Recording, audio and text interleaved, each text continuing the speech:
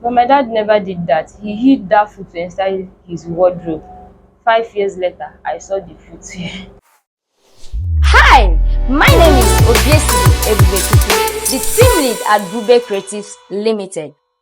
Hi everyone, good afternoon, good morning, good evening, depending on where you're watching us from today. So from the last episode, I stopped by telling us that I'm going to share a story on how the war I had with my dad started because of my choice of career in life, and here we are today. So listen to my story briefly. I'll be walking while I tell the story. From the last episode, you all remembered I shared how I met a lady that was, into the same thing that I'm doing today, and I learned a lot from her by a virtue of my relationship with her.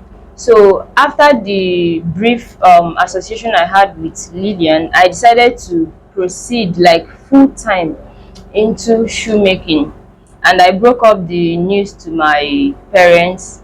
My mom wasn't, being a woman, but my dad was the person who told me outrightly no, that he cannot be alive to see his own daughter become a shoemaker. So I saw it as a threat. At the same time, having a father that doesn't support your vision. Now this is the thing. Then it was seen as disobedience, it was seen as I being a stubborn child, but then I think it was resilience playing out, because already I know where I'm going to. I know what I wanted. The path he wanted me to trade then wasn't the same path I wanted to trade. So both of us, we have different visions. For my own self, you can imagine that. But then I didn't allow his choice of career for me to stop me from whatever I wanted to do as at that time. I later did a collaboration with Lillian. I started training people in the same house that my father said his daughter wasn't going to be a shoemaker. I had up to 20 persons, yes, in that house. They were all camping in my house, training them. The war I usually have with my dad every day is that he always tell me, I don't want this, and this is not what I want you to do. And you even have the guts to bring people to my, when you see outside, when you see strangers, you tend not to caution your child in front of them. So whenever they leave, for those of them that are coming from their houses, he will always blast me, tell me a whole lot of things. I don't even care. All I wanted was being determined to achieve my goal in life. To cut the long story short, it got to a point I left my house to Aba just to, get the real knowledge that I wanted. And do I know anybody in Aba? No. But I had to, embark on that journey.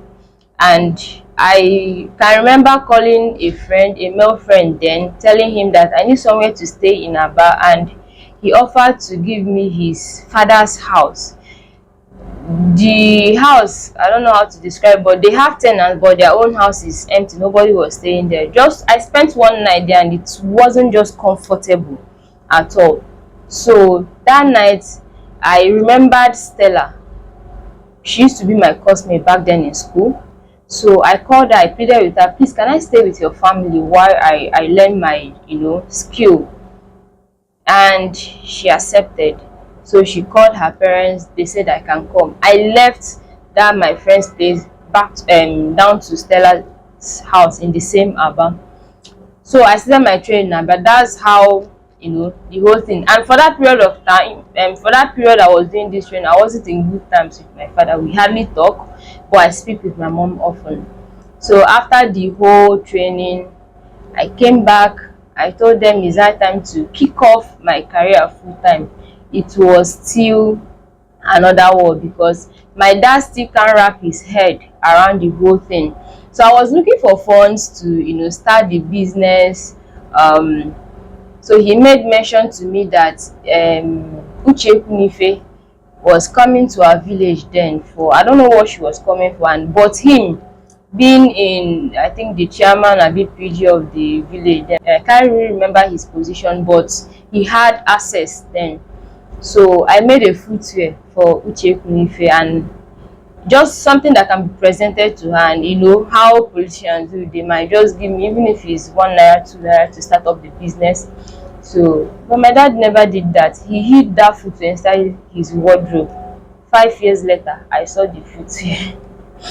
It's such a funny story, but then here we are today. Did I get to the point I want to be? Yes. Resilience brought me here. Am I in good terms with my father? Yes, he's the happiest man on earth, because I can remember a few days back he called me and was like that I'm the comfort of his home.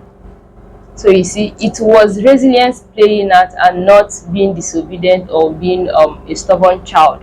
So I'll see you in my next episode, where I'll be sharing with you all how the entrepreneurial journey has been for 9 years.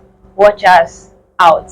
Please don't forget to subscribe to our YouTube channel and also follow us on all our social media platforms at Shop Boobae. Bye.